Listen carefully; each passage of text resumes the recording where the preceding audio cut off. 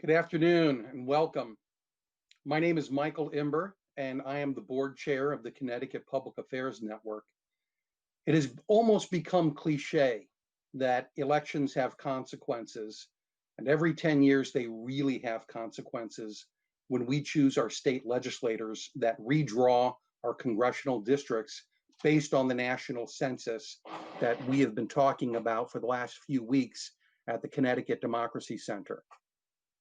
Today's discussion is on gerrymandering, and I'd like to introduce our panel moderator, Mark Pasniokis, the Capitol Bureau Chief from the Connecticut Mirror, who will introduce our panel and drive the discussion. Mark? Good to be with you all. It's too bad that we can't all be together at the old State House, one of my favorite buildings in Connecticut. This would have been a nice place to have this discussion, but video conferencing is something we're all getting familiar with during the pandemic. So let's get going. As Mike said, today's topic is gerrymandering. This concept is as really old as the country. It's the notion of pressing for political advantage by the art and science of how you draw legislative maps, both for Congress and for state legislatures. This, of course, is an activity that has to take place every 10 years once we get our census numbers. And it is something that defies the demographers who insist that demography is destiny. That's not the case based on how you draw maps. And if you have any doubts about that, consider this, that in 2012, Democratic candidates for Congress, I think, outpolled Republicans by 1 million or so votes, but yet Republicans picked up 33 seats. So we'll explore that. So today, our two guests who are going to help explain all of this. First is Tom Ross. He is the former president of the University of North Carolina system. He is currently the president of the Volcker Alliance, which is a nonpartisan nonprofit that works on how to make our government more accountable. But more to the point today, he also is the co-chair of North Carolinians for Redistricting Reform. Also with us is Jeff Ladewig. He is a professor of political science at the University of Connecticut. He teaches courses on the US Congress, the presidency, American political parties, among other things. And again, more to the point today, his research includes looking at congressional apportionment, as well as the polarization of politics in Congress and the US. And we'll see how that polarization may be connected to the topic at hand. So Tom, let's start with you with the basics. Explain the gerrymander. Where does that come from? What does it mean? And I think we might have a pretty picture to show at some point. Go ahead. Okay, well, thank you, and a good day to everybody. So let me just start by a basic point, which I think everybody already knows, and that is every 10 years we do a census. And after that census, we reapportion our elective districts, whether they're local level districts or congressional districts. And the concept of gerrymandering actually goes back many years to one of Connecticut's neighboring states, and that is to Massachusetts. And the definition is actually fairly simple. And I do have a slide, I think, that they can put up that shows a definition of partisan gerrymandering, which is really the key here. And that's when the map drawers, whoever they are dividing a state or county or other political subdivision into election districts. They do it so as to give one political party a majority in as many districts as possible, while concentrating the voting strength of the other party into as few districts as possible. And as I say, this is not a new concept. It started back in Massachusetts with when Governor Gerry actually was criticized, but for a map that he signed into law, and I think we can show a photo of this wonderful district that was drawn, and it was back in the 1800s. And what it shows is the way a district was drawn in Massachusetts by the then existing politician, signed into law by Governor Gerry, was the way he pronounced it. And the newspaper ran this photograph and called it a salamander district. And so the salamander, coupled with Governor Gerry, people forgot how to pronounce his name, ended up with gerrymander. And so we have continued that name for what is really a practice of trying to draw districts in a way that favor one party over another. And I think I can show you one more slide here that in North Carolina, where I'm from, shows that we have not lost the concept of a salamander district. So when that comes up, I think you'll see a district that is the 12th district of North Carolina as it was drawn in 1992. If you look at the one that was drawn in 2011, it's actually very similar. And the goal in 1992, or at least according to the courts, was to pack as many African Americans into one district as possible. And truthfully, that was done in part for partisan reasons, is to favor one party over another. So we do have a long history of gerrymandering in this country, and it became even more frequent after a Supreme Court case, Baker versus Carr, in which we were required then to do reapportionment after every census.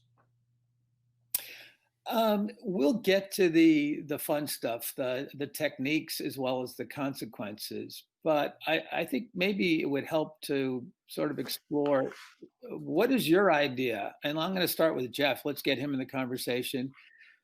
What's your idea of what is a good map? There are competing interests here. He just showed us a map that helped elect, I think, African Americans to Congress, but it also came at a price to other Democrats. And we saw that in Georgia certainly many years ago. But Jeff, what's a good map? Is there a consensus? Anything approaching a consensus on that? Well, first, thank you very much for having me here. In terms of a consensus, it's tough. I mean, redistricting in many ways is in the eye of the beholder. You know, someone's beautiful map is someone else's, horribly ugly map. And in some ways, it's really, it's hard to tell. So I think it comes down to, we got to figure out what the goals are. And generally speaking, things that we kind of common sense think about in terms of elections, and things that we would generally want, competitive elections, accountability by the representatives, good representation of the constituents. If those things are being generated out of the districts, then in some ways that's by definition then a decent at least district.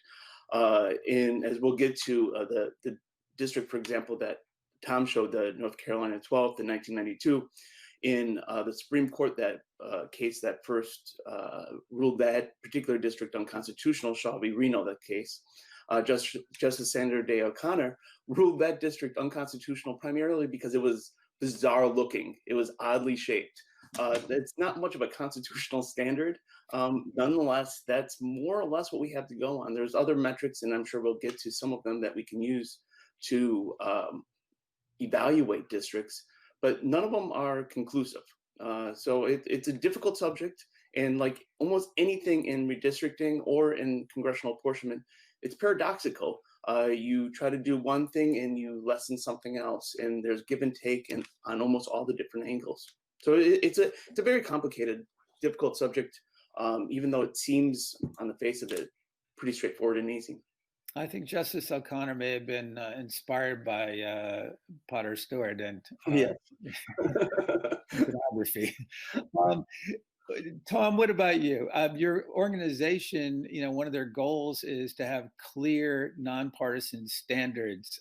But I will admit, I have no idea what the hell that means. So what is it? What are you looking for in clear, nonpartisan standards? I think the issue with gerrymandering is it's always going to be there to a certain extent. I think what we're trying to do, at least in North Carolina, and I think the goal really ought to be everywhere, is to eliminate extreme partisan gerrymandering. And so when we think about a good set of rules that could be applied that would reduce the ability of legislators to gerrymander, certainly, one of the keys for us is that you not be able to consider political data. that is party registration information, voting history information, or really any other kinds of data, that Facebook data, whatever it might be, that can prove to be a proxy for how people vote.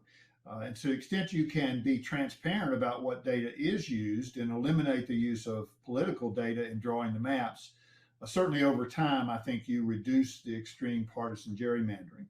There are other factors that we think are important. It's important to keep people that are generally in the same geographic part of a district or state together. So compactness of districts is really important. Try to keep people in the same community, in the same district, because they have similar interests, and at least would like to be represented by someone who understands those interests. So I think there are a number of different factors that one could consider.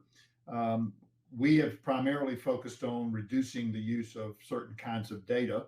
I think one of the things that's happened over the last couple of decades with use of computers is the ability to gerrymander has gotten so much better. I remember when I was first involved in this whole issue back in the 80s, people would sit down with legal pads and population data and try to draw maps. Nowadays, and there were rules that prohibited you from breaking down below the precinct level or below the county level. Now you go down to the voting tabulation district, which can be as a few households, and you have algorithms that will drive the outcomes you want. And so being transparent, I think, is a really important part of the process, so people know the data that's being used and know what you're trying to accomplish. Jeff, do you think that's practical, the idea of setting aside all the political data? My experience in Connecticut, even when they came up with what was generally considered to be a fair congressional map, when Connecticut went from 6 House seats down to 5, but they did so in a very political manner. The idea was to set up a fair fight between a Republican incumbent and a Democratic incumbent. So what's your sense of, is that practical to ever divorce those kind of political considerations from coming up with what in other ways may be a decent map? Is it practical? I wish, and that is the goal. And that the stuff that Tom is talking about would make a great movement forward in trying to make that so. At the same time, at least as the system is currently, established in Connecticut and a lot of states, it is the politicians that are drawing the maps for themselves, so they have a vested interest in these maps, and it becomes really, really difficult to divorce those two sides of the equation when it's them that are involved in it themselves. In the case where we went down from 6 to 5 districts here in Connecticut. That was Nancy Johnson's ends up winning that and held that seat for I think 2 cycles during the 2000 term, and then lost to the Democrat, and that was so. That seemed. In the end, kind of looking back on hindsight, it was held by Republican for a little while, held by Democrat a little while. That seems like a relatively fair balance, where you have the 2 incumbents fighting against each other, and then you get kind of a mixed outcome over the decade. But I think we need to do more than just hope for those things to occur. So the process, that is set out, it's up to state legislatures. In Connecticut, it's a bipartisan process. It doesn't matter who controls the General Assembly. There are 4 members from each party that sits on the commission, which has its own complications that we can get to a little bit. But in other places, there are independent groups. So, Tom, you've been looking at this for a while. Is there any place that has figured out how to do this? Well, I think there's been a lot of progress. Let me put it that way. I suspect if you were looking for an example that's worked relatively well for a relatively long period of time, you'd start with Iowa. Where they have an advisory commission that draws the maps initially. Legislature still involved, still has to approve them. But there's some factors in Iowa that make it a little easier probably to do it there. But you've also seen a movement to create independent redistricting commissions in Arizona and California and in some other Western states. And that's really been driven by ballot initiatives, which we don't have. Many states on the East Coast don't have those ballot initiatives, but where the people have basically said, we're tired of the way you've done it in the past, and we want to have an independent commission. There are lots of questions about independent commissions, about how you select them and who sits on them and how much influence the politicians have in selecting them. But I think it does create one step removed from the politicians themselves. And if you have such a commission and they can't use the data that I was talking about earlier, I think you will come out with a better and fair outcome. Further, I think commissions increase public confidence in the process. Certainly in my state, the public, they know this is there's a long history of whoever the party is in control, they draw the districts to suit them. And they don't really care much about the voters. It's about picking the voters that help them, not about letting the voters pick the politicians that can really represent them. So I think a movement toward independent commissions is a good one. It's not a perfect solution. I don't know if there is a perfect solution, but the combination of limiting data usage and an independent commission seems to me to be good progress toward fair, more bipartisan redistricting processes. The Arizona, they had one, and the governor there didn't like the result, and that became an issue. What must happen first? Do you have to build the public case for why this must be done differently? Because as you described earlier, in previous redistrictings, this was really a dark art. It was done with calculators and legal pads, but now, Jeff's students, there's software he can play, and they can come up with districts. And depending what your goal is, you can pretty much do anything. If you want to elect, in the case of Connecticut, if you finally want to elect another Latino to the state Senate, currently there aren't any, you can do that. If you want more black seats, you can do that. If you want more, more Democratic and more Republicans, you can do it all. So I guess maybe it's time to talk about, the techniques here. Tom, why don't you tell us about cracking and packing? The two. Go ahead. The two time-honored techniques. Go ahead. Yeah, they're really the key concepts underlying gerrymandering is cracking and packing, as it's known. And cracking basically takes people who have similar political positions and breaks them into different districts, regardless of what the lines look like, so that you reduce their voting impact. And one of the great examples in North Carolina is we have one of our higher institutions of higher learning, North Carolina A&T State University. Is the largest HBCU, historically black college or university in the country.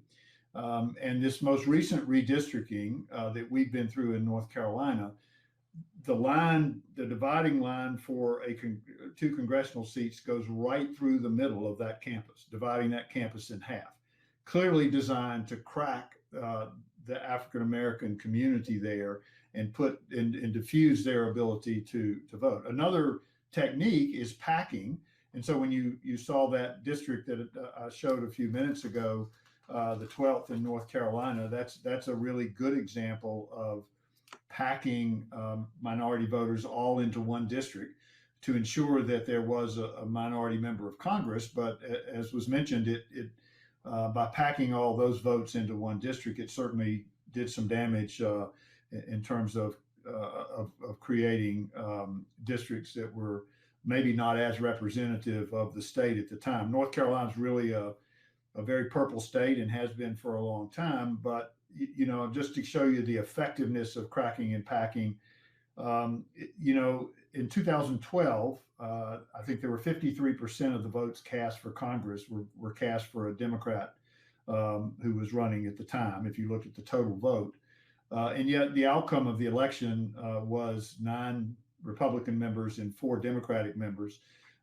In 2016, the Republicans cast a few more votes than Democrats, like 52-48, and the outcome was 10 Republican seats and 3 Democratic seats. So I think I have a slide somewhere that shows a process, the outcome of a process we used, which was to get a group of retired judges, mostly former Supreme Court justices, to sort of do a simulation model of what it would look like if you used an independent commission and didn't use political data. And you can see this was the outcome that they came up with, which is actually creates compact districts. And if you do the political analysis of this outcome, it came out 6 seats that would favor or lean Republican, 5 seats that would lean Democrat, and the remaining 2 seats would be toss-ups, and much more reflective, I think, of where the politics of North Carolina are in today's world. So I think it is possible to do this in ways that create fair districts that are a bit more competitive, but also, and that's another point I should make, is in the maps that were drawn by the Republican legislature in our state, of the elections that occurred in 2018, every single winner got at least 58% of the vote, and 11 of the 13 members of Congress got 60% or higher. And you know, that's reflective of landslides in a state that right now is a dead heat in the presidential election, as well as in our senatorial election. So gerrymandering can be a powerful, powerful tool used by the party in power. You know, when you talk about that concentration, the landslides, I guess we need to talk about what are the consequences of that. You know, red districts get redder, blue districts get bluer. Jeff, you've written about the polarization of American politics, and I don't think you're going to argue that redistricting is the sole cause of that. But how does it contribute? What happens in these districts? You know, if the fight, I guess, shifts to nominations as opposed to the general election. So, I mean, again, it's a complicated story, I think. On the face of it, what we would tend to see is that when politicians are drawing these maps for their, for the benefit of their party, what they tend to want to do is to maximize the number of partisans that get elected. They're not looking for necessarily for ideological purity within a district, because that would be, to do so would essentially to be packing their own constituents, their own partisan constituents into a district, and thus not being able to elect as many members to the state legislature or to the U.S. Congress.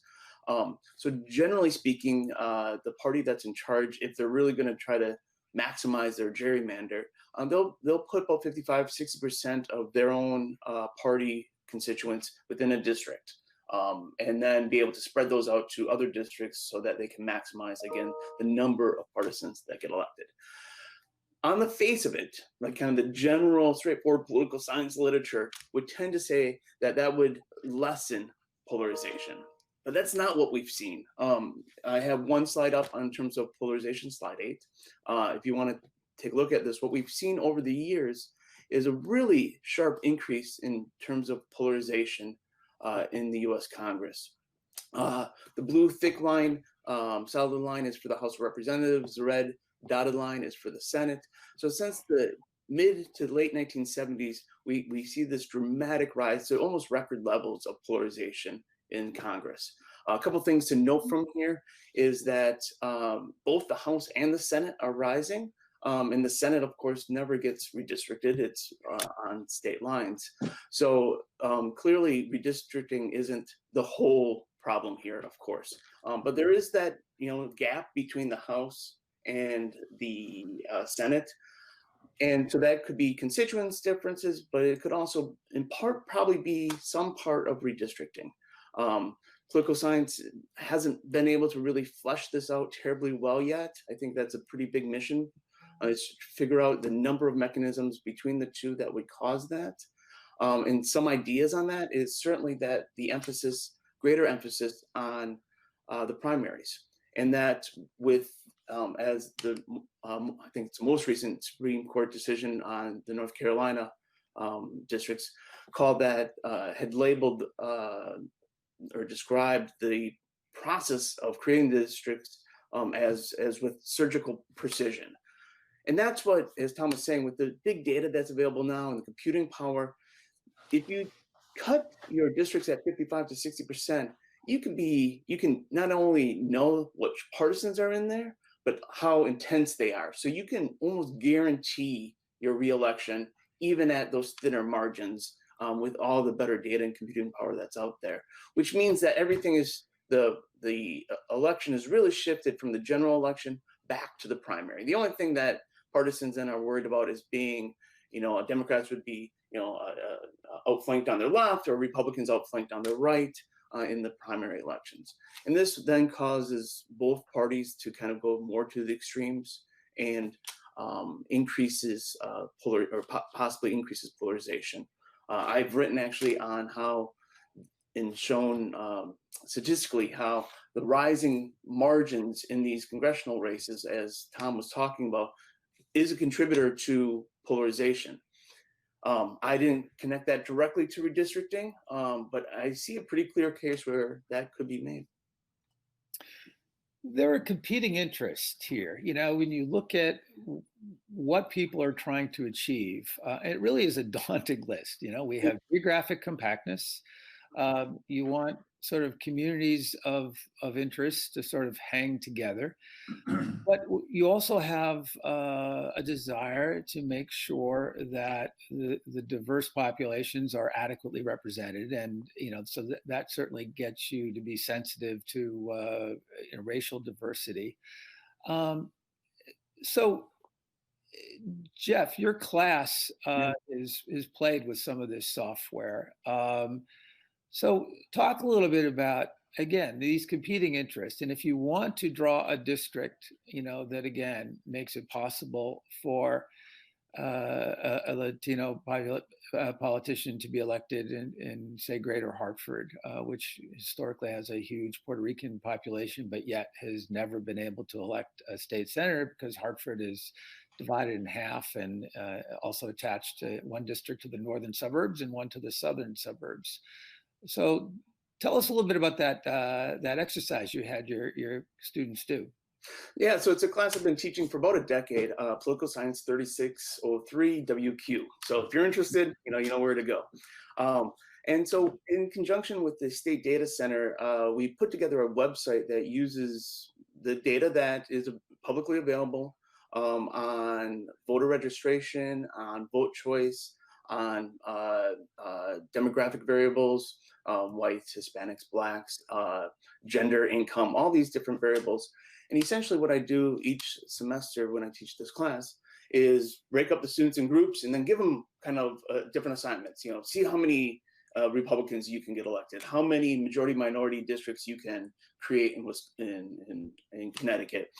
And I give them the basic legal rules. You got to have contiguity. The districts must all be connected and touching each other. And you must, we abide by town lines. That's the only requirements I have. So these would be ostensibly legal districts. And then I say, be creative, go nuts. And every semester, I'm amazed.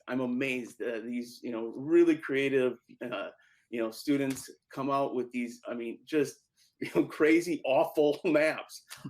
And at least for the purposes of this class, the more awful they are, they more interested, everyone is in them, because they demonstrate just how many different varieties, and essentially an infinite variety of combinations to create, and to achieve these different goals.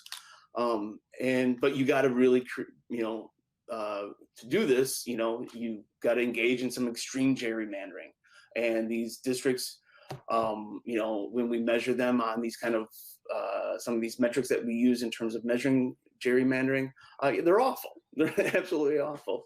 And I don't think the public would ever look at any of these maps and say, that's what I want. But it just goes to show in an extreme sense, what can be done, and in some ways, what has been done. Tom, what's your view on the value of being a little bit creative to have as many competitive districts as possible, even if that does mean a little bit of cracking. And what I mean, certainly our cities tend to have a concentration of Democratic voters. So, these maps are not just a function of political mischief, but it's also a function of settlement patterns, historical settlement patterns. But what do you think about maybe getting a little aggressive, trying to reach into the cities to make more congressional districts competitive? Yeah, I mean, I think that's a really good question, and really is one of the places where there is a sort of a conflict between different principles. So if competitiveness was a driving force, then I think you would see an element of cracking and packing in a way that would try to design districts that are the most competitive. My own view of that is that if you eliminate the use of partisan data, particularly if you have an independent commission, some of that happens naturally, but you also have to be careful, I think, not to disrupt compactness and communities of interest too much. So let me again just refer to my own state in North Carolina, because I think it is a little bit, it's a good example. So the metropolitan areas in North Carolina, the Raleigh-Durham Research Triangle area, the Triad area, which is Greensboro, Winston-Salem, and the Mecklenburg-Charlotte area, those areas are increasingly voting blue. But if you look at the rural parts of our state, they are much redder. And I think, the issue you run into is if you start cracking the rural districts or the urban districts to try to create more competitive seats, you end up disrupting the communities of interest and the compactness. And so I think I have a slide of the 2011 congressional map, which I actually think is a pretty good display of sort of how this can be done. And so again, you see some districts that wander all over everywhere, or have tentacles that are reaching out into different parts of the state. And those were done, and part of it is if you look at you folks may not all know North Carolina geography really well, but if you look around the Research Triangle area, and even more so around the Triad area, you'll have 3 or 4 congressional districts all being part of that metropolitan area. And that does disrupt, I think, the sense that people have a representative that really understands who they are and what their issues are. So it's a tough balance. I think there are ways to do it that I think are fair to the voters, and competitiveness certainly is a reasonable factor, because I think, just to go back to the issues of consequences a minute, I completely agree with Jeff.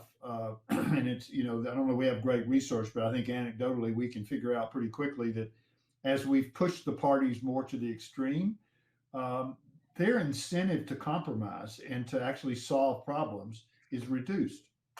Because if they start reaching across the aisle, they're going to get what we call primary. That is, they're going to be attacked from their flank, whether on the left or right. And what we really need is politicians that are responsible to all of the voters in their district, not just the partisans, so that they have to reach out and compromise and solve problems, because that's what I think most voters want to see, is solutions to the problems they're facing. I should mention at this point, we do have a chat function, and if people have questions, they can use that function, and maybe we can work this into the conversation. So both of you, we talked a little bit about the courts, but what's the current state of play? What are the clear no-nos? And what's the stuff that's still kind of unresolved? I'm going to let Jeff start with that one. I was going to let the judge start. Please take over. Well, I mean, I think the basically where we are, at least in my opinion, is the United States Supreme Court in the last year basically walked away from redistricting. Basically said it was a political question, which is interesting in my view. I think you could make a case that, Baker versus Carr could have been considered a political issue too, but it wasn't. And I do think there's a question of basic fairness and equal protection here that the court overlooked. But regardless of that, they've made their decision. And so what's happened since, and it happened in Pennsylvania actually before the U.S. Supreme Court decision, but it's happened in North Carolina and other states after that, is the state courts using state constitutions have now intervened.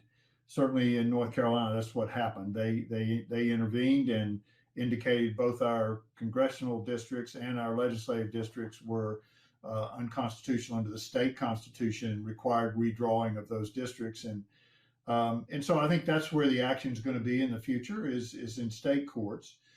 In those states that are still that were covered initially by the Voting Rights Act, and North Carolina is one of those, there are rules around racial gerrymandering that are still in place. And so there are limitations on how you can redraw districts that impact the minority voting stream. So there are rules out there.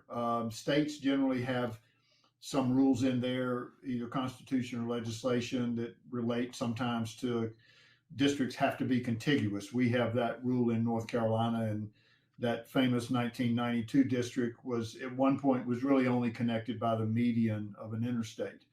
And so, contiguous districts can mean a lot of things to a lot of people, but, I do think there are some rules in place that have to be followed, but the action in the courts is going to be in the states, in my view. What was the basis for deciding that those were unconstitutional? Was that on a state constitutional requirement about contiguous? Okay. Yeah. Right. Well, no, it was not based on there being not being contiguous. It was based on equal protection arguments under our state constitution and the basic right to vote. And so our constitution is a little different than the U.S. Constitution, and I think that was the basis that the court used in order to rule them unconstitutional. So in Connecticut, courts have been really reluctant to get involved in this stuff. And even though there is sort of a deadlock set up, so we mentioned the map that was drawn after the 2000 census. And because that was considered to be a politically competitive map, when the legislature deadlocks 4-4 and they have trouble finding somebody who's truly independent to be a tiebreaker. So instead it goes to the Supreme Court, and the Supreme Court's default last time was, well, that map was basically okay, so do the least changes possible to that map. So as a result, Connecticut stuck with a congressional map that is not as creative as we see in North Carolina or in certainly other places where some of these districts have very colorful names. I think Maryland has one called the Pinwheel of Death. My personal favorite is in Pennsylvania, where I think there's one described as it's either Mickey Mouse or Donald Duck. And I think Donald Duck kicking Goofy in the groin. That was creative. But in Connecticut, we have a little bit of two claws reaching between the 1st and 5th districts. So, Jeff, are we stuck? There you go. There's the map. So are we stuck with this map until Connecticut loses a seat, which nobody expects is going to happen in this census, but probably 10 years out? So are we stuck with this, given the court's unwillingness to really say, all right, boys and girls, get serious and draw a map that makes more sense? Well, it obviously depends, first of all, on the legislature, and if they can get together and, or one side wins so handily in this upcoming election that they can redraw the map to their own preferences. But barring that, then it'll probably go back to the courts, and then the courts, as they said in 2010, is essentially do as little harm as possible, like you had mentioned. Just to point out a couple things, in terms of interesting names and whatnot. I make my students name all their districts, and so they come up with some really great names, and many of them I probably shouldn't say here. But if you put up slide number 5, I mean, one thing that I think is interesting about just kind of thinking about the history of redistricting in the United States, that incredibly inflammatory district that Eldridge Gerry created back in 1812, that inflamed the passions at the times and created, the very portable name of gerrymandering itself. If you just inverse it, it looks pretty much like our first district here in Connecticut, and no one blinks an eye at the first district of Connecticut in terms of gerrymandering. That's how kind of accustomed, I think, or used to the process we've gotten, and how much more extreme cases there are out there. We have, one of my most, couple favorite districts, I don't know if people have these or not, is in the 2000 cycle in Arizona, for example. There was a district on the western side of the state, all the way down from the suburbs of Phoenix, all the way up to the very top of the border. But then it ran down the Colorado River, through the Grand Canyon, across the Navajo Indian territories into the Hopi Indian territories, and then captured that center of kind of a donut-shaped area to incorporate, both the suburbs of Phoenix, the Grand Canyon area, the river, and the Hopi Indian Reservation. And they did it because there was federal disputes between the Navajo and the Hopi at the time, and they thought different congressional districts would be appropriate to represent that. Now, so that is an incredibly gerrymandered district, but maybe that was a good thing to do that. It wasn't based on partisanship at all. So again, I think we need to look at a lot of different criteria, and as Tom has argued, taking the partisan data out of there, would help. Would help a lot in drawing this, maintaining these districts. Another slide, just real quick. If you look at slide number 2, one of the aspects in that the judge had told the redistrictor, Nate Priscilli, who redrew our districts in 2010, is to maintain our communities of interest. And in Connecticut, we define those as towns. So there was only 5 towns that were divided into different congressional districts. And that's, so that's, again, maybe something that we value, that towns across the state are basically all intact in terms of their congressional districts. That doesn't mean that gerrymandering can't happen. Again, I make my students draw all their maps with intact towns, and you can get to some pretty weird results. But that's where we are with Connecticut, I guess. Well, and in Connecticut, it actually won't matter how big a margin, because Democrats are going to retain a majority, but it really doesn't matter how many seats they win, because the process itself is it's bipartisan. It's equal membership on that commission. Yeah, which is why it defaults. But where it does make a difference historically, and this goes to something Tom mentioned earlier, and I think you did as well, and that is this tendency, it's a very human tendency, in the states where legislative leaders are drawing the maps. They look at their members. They look at who they're trying to help, who they'd like to get rid of, who can handle a more competitive district. Right, because, and so yes, you do see the results shaping it that way. Tom, how do we get rid of that? I mean, that's a very natural human thing, right? You're looking at you tend to look at, the politicians tend to look at these maps in terms of today, of who holds the seats. Although I will say in Connecticut, we're seeing certainly a shift in some Democratic areas that are going red, and some Republican areas, particularly in Fairfield County, going blue in a fairly dramatic way. But I guess, so what's wrong with sort of having that part of the process, and how do you fix it? Well, people have different views about whether incumbency should be considered. Some think it's okay, and others don't. I think probably the safest and best way to eliminate it is if you had some sort of commission drawing the maps, and they weren't allowed to consider the political data, but neither are they allowed to consider the residents of incumbents.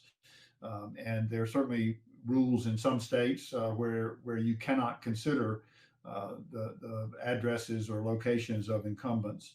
So it makes it harder to draw districts that are safe for them. and more likely that they will just be part of the overall process. And some might come out winners, some might come out losers, but you're not drawing districts specifically to protect people. But again, in a state like North Carolina, where the legislature, whoever's in control of the legislature, decides the districts, they definitely consider incumbency, and even to the point where within their own party, if there's somebody they don't really like that hadn't been loyal or whatever, they'll draw them right out into a district that they can't win. So it does happen. There's a technique that's been used often, which is double bunking. That is where there's a member maybe of the other party you want to get rid of. You put them in a district with an existing incumbent in your party, in a district that's more likely to lean toward your party, and you can eliminate that person so that the other seat is an open seat, and you're more likely to pick it up. And so double bunking is a fairly normal process that partisans use in redistricting. And so I think the better way is just to exclude the use of incumbent information about where they live. I don't want to go too far afield, but I think we have to talk a little bit about money in politics. And states like North Carolina, where it is the legislature and it's sort of winner take all, these become very attractive targets for independent expenditure groups. And under Citizens United, there's no limit on the spending. Tom, there was a lot of outside spending to flip seats in North Carolina. In addition to the ability to draw maps to help squeeze out a few more Republican members of Congress, what's been the impact on North Carolina politics? Yeah, well, I mean, I think it's changed it completely. I mean, I can remember, when I first got involved in politics, the North Carolina General Assembly, if you wanted to run for a seat in the North Carolina General Assembly, you'd be a big spender if you spent $100,000.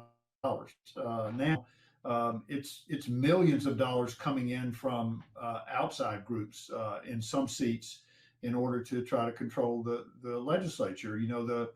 This started, I think, in maybe most directly, the Republican Party back years ago developed what they call the Red State Project, and they started pushing the election of their candidates at the local level, and they intentionally tried to target legislatures to get control of legislatures so they could control redistricting. The Democrats are now doing exactly the same thing.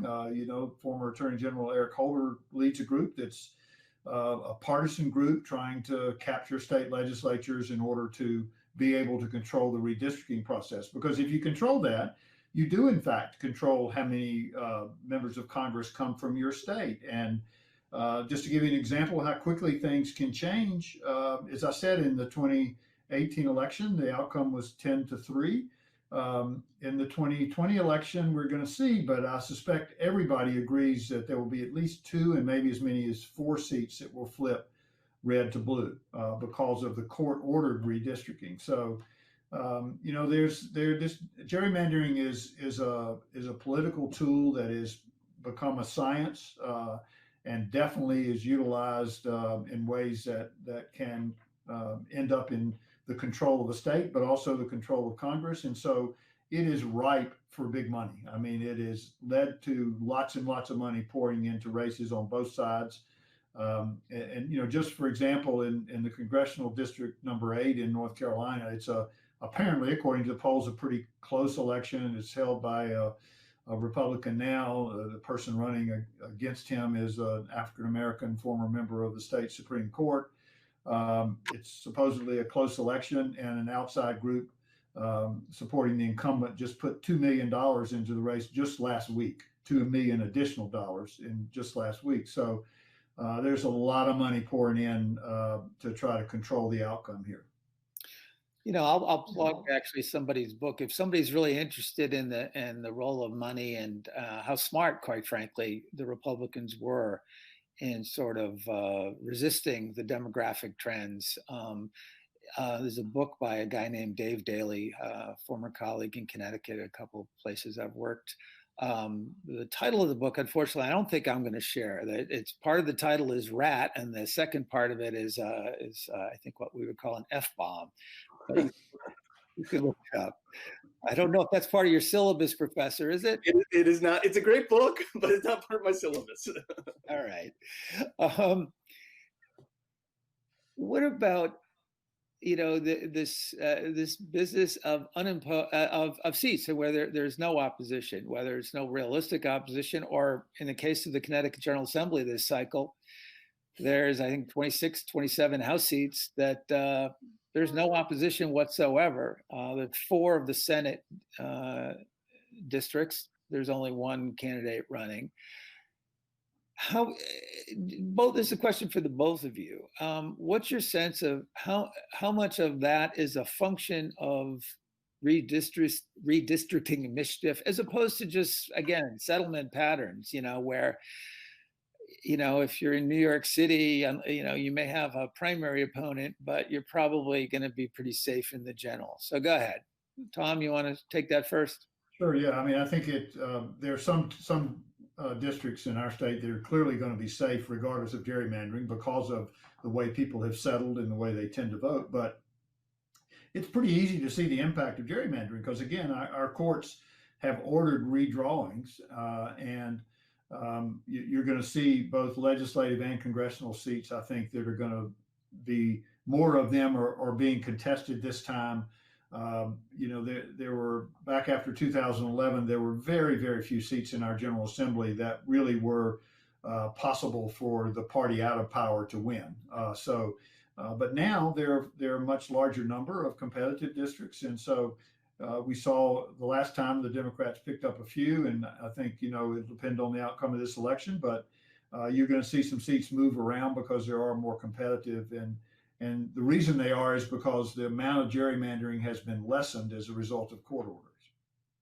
Jeff, any thoughts on Connecticut as to why we have so many seats that go unchallenged? It's certainly, I think, yeah, part of it is gerrymandering, absolutely. And the incumbency advantage that is taken by that is very real, and it makes it hard then for challengers to come in and think that they might have a shot at actually winning. And add on top of that, like you were saying, the money issue. Not only would it be daunting just in terms of maybe the partisanship of a district, but add on top of that the costs that it would take to mount a credible challenge is, it's really tough. So the combination of issues makes becoming a challenger more and more difficult. And, that's not good for either party. It's not good for the citizens or for representation. The competition helps. So when it comes to taking an issue and getting the public interested, quite often it requires some event, a little scandal, what have you. Tom, in North Carolina, what was the impetus for your reform group? Was there any single race that really just was beyond the pale, any map that really offended people? How is it that you got a reform group focused on what, is very important, but can be a fairly esoteric exercise on how we draw maps? Well, I think what happened in our state was 4 out of the last 5 decades, our state has been in litigation over redistricting from the beginning of the decade till the end. And then we start all over again. And I think people have been very frustrated by that, in both parties.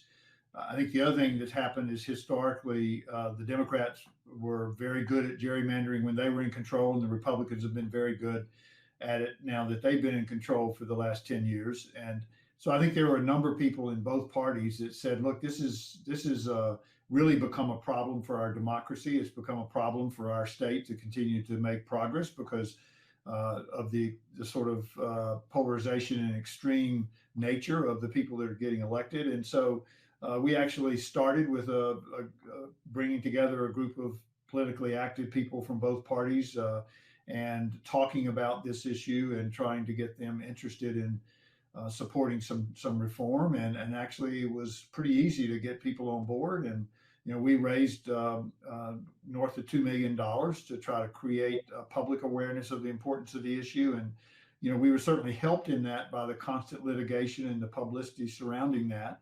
But I think the awareness about this issue in North Carolina is at a much, much higher level than it was before we started I guess it was early 2017 when we got started. Well, I think that's probably a good spot to end it. I want to thank you both for a quick hour of something that is, again, it can be esoteric, but it also it's fun. I mean, there's a lot of tricks to this trade.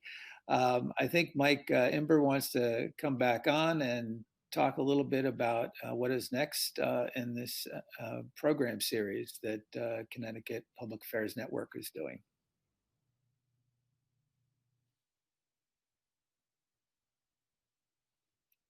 I think Mike is muted.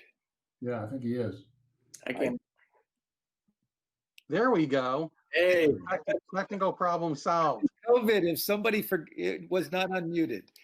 That's exactly right. You'll have yourself tested if your hearing isn't.